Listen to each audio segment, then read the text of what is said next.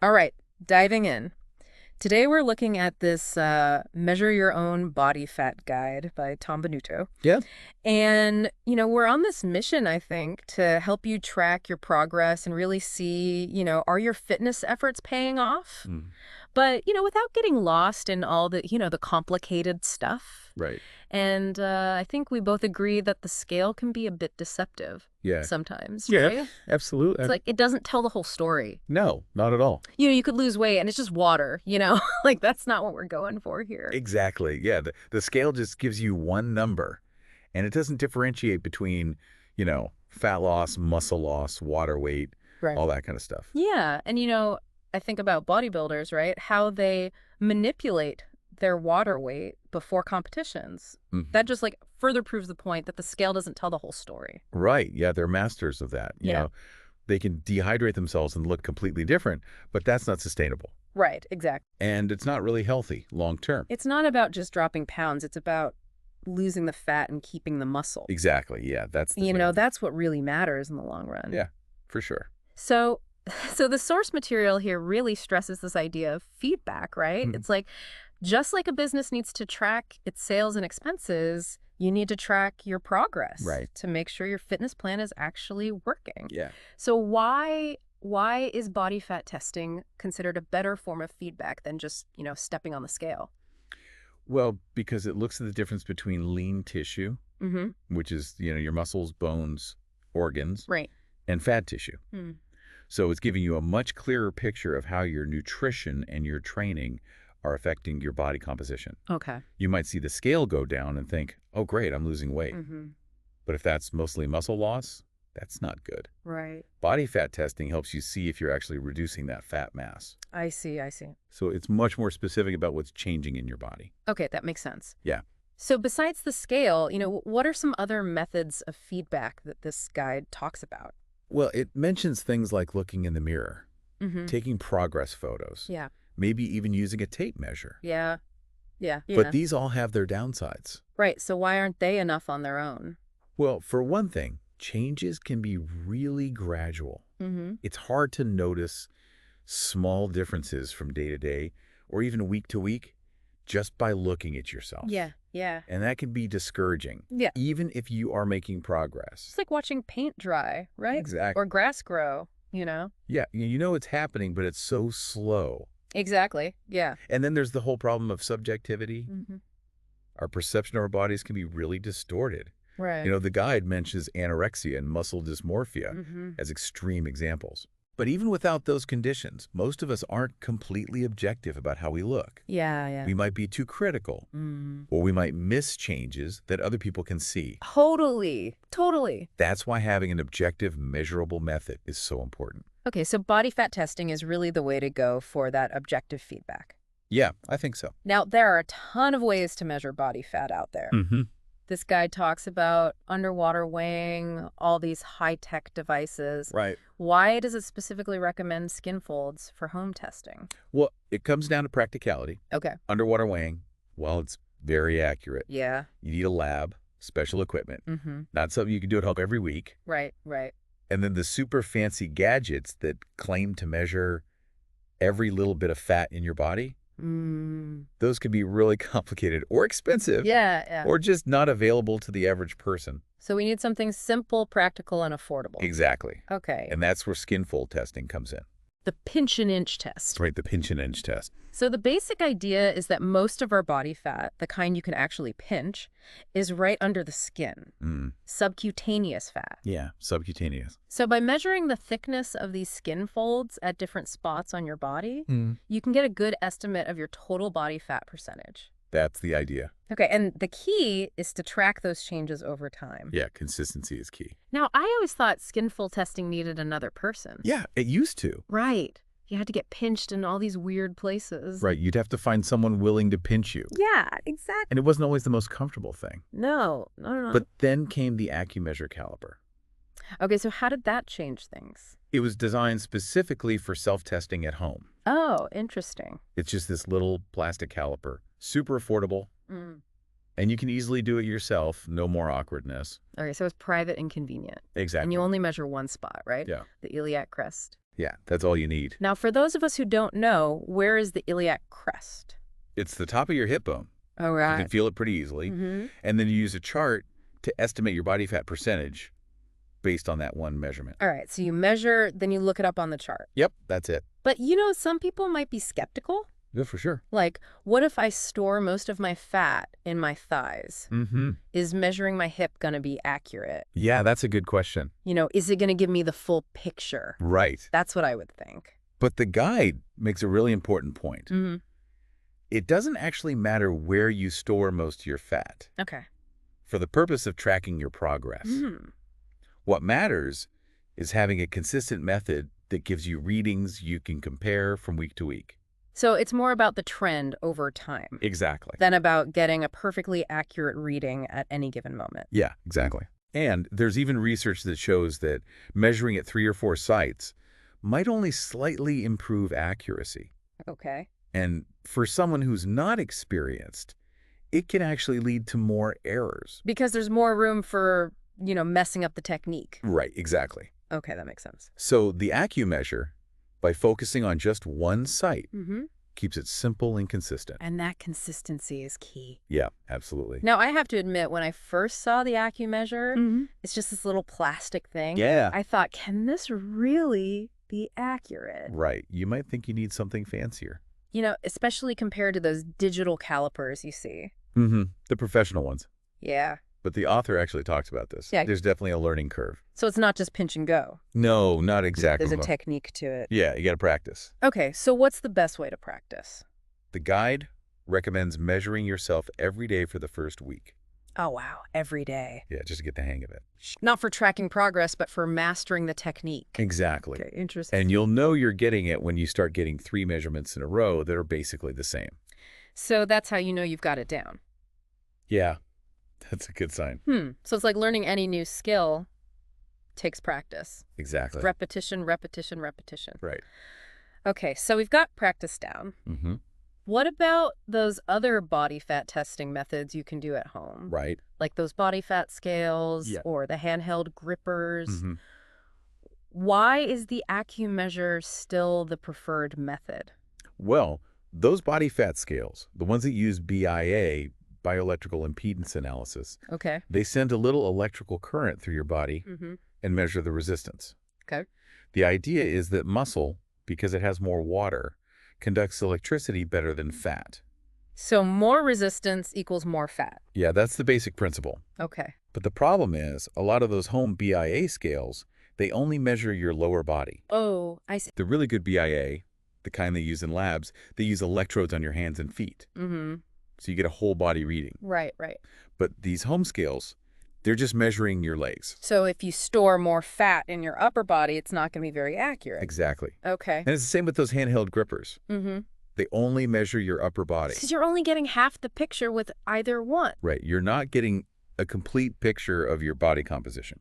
Okay, so that's one limitation. Yeah. What else? Well, the other big issue with BIA is that it's very sensitive to your hydration levels. Anything that affects your water balance. Mm-hmm.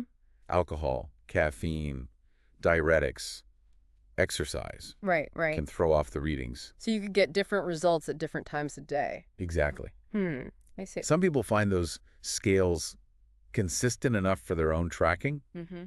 but others get really inconsistent readings. So it's a bit of a gamble. Yeah, kind of. Okay, so the Accu-Measure avoids those hydration issues Mm-hmm. because it's directly measuring the fat tissue itself right under the skin. And there's another interesting benefit of skinfold testing. Okay, what's that? You actually get to feel your fat, Oh, okay. to palpate it. Palpate. It helps you develop what's called sensory acuity. So you become more aware of your body. Yeah, you start to notice subtle changes in your skin fold thickness. That's interesting. The author actually talks about how they used to pinch their fat throughout the day, Really? and they could tell by feel if they were getting leaner. Wow, that's some next level body awareness. Right. It takes time to develop that kind of sensitivity. Yeah. But weekly skin fold testing can definitely help you become more in tune with your body. Okay, so while body fat scales might be an option for some people, the Accu-Measure is generally the best choice for most. Yeah, for sure.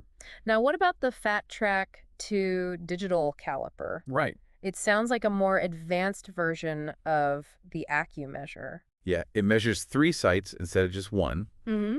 and it has a digital readout. So you'd think it would be more accurate. You would, right. But the source says it can actually be more difficult to use. That's right. It can be more challenging to get accurate readings with the fat track. That's surprising. Yeah, it seems counterintuitive. Why is that? Well, measuring at 3 sites, it just gives you more chances to make a mistake, Oh, I see. especially if your technique isn't perfect. Right, right. And the fat track uses different spring mechanism and jaw design than the calipers used in most research. Hmm. So the readings might not be directly comparable. Okay. And perhaps most importantly, it requires a thigh skin fold measurement. And that can be tricky. Very tricky. The skin on the thigh doesn't always separate cleanly from the muscle. Yeah, I've noticed that. The iliac crest is much easier to pinch consistently. So the Accu-Measure might be more user-friendly in that regard? Yeah, I think so. Okay, so choose one method and stick with it. That's the key takeaway. The source says not to use multiple methods at the same time. Right, because you'll probably get different results and it'll just be confusing. Yeah, that makes sense. Stick with one official method for tracking your progress. All right, sounds good. Now, are you ready to walk through the 7-step self-testing method for the Accu-Measure? Oh, yeah, let's get into the nitty-gritty. Okay, so step 1 is all about finding that anatomical landmark, making sure you're measuring the same spot every time. Mm-hmm. So you use your left index finger to locate your iliac crest, the top of your right hip bone.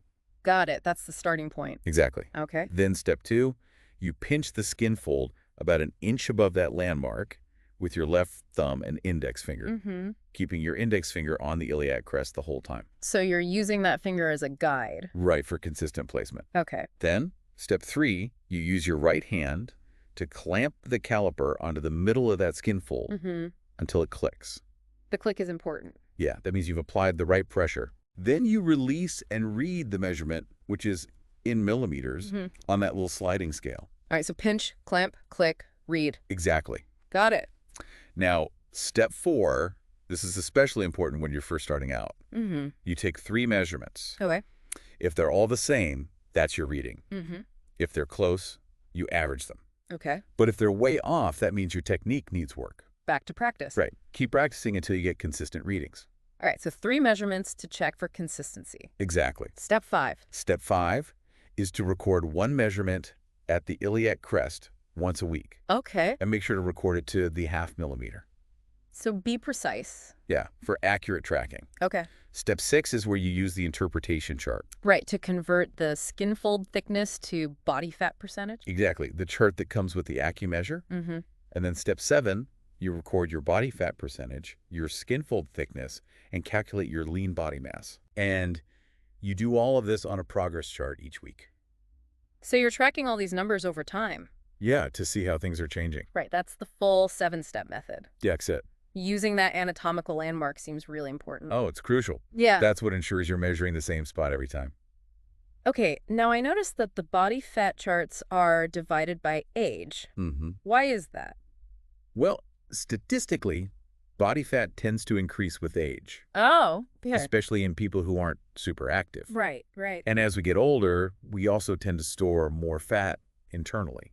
Like around our organs. Exactly, visceral fat. And skin fold measurements don't really pick that up. Right, they're mostly measuring subcutaneous fat, the fat under the skin. I see. So the age categories on the charts are trying to account for these changes. Yeah, they're trying to adjust for the fact that older people, on average, have a higher body fat percentage.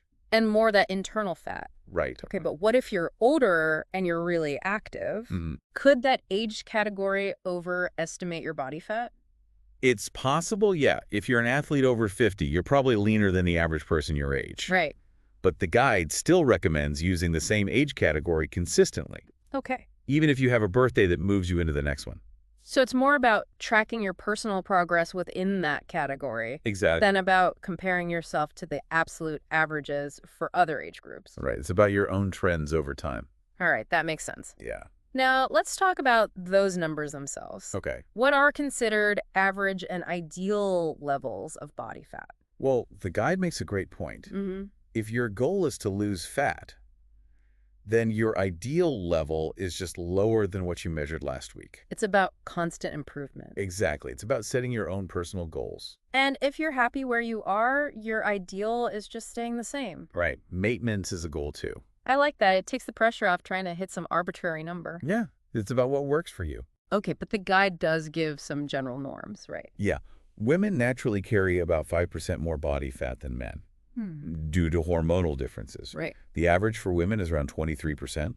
For men, it's around 17%. Okay.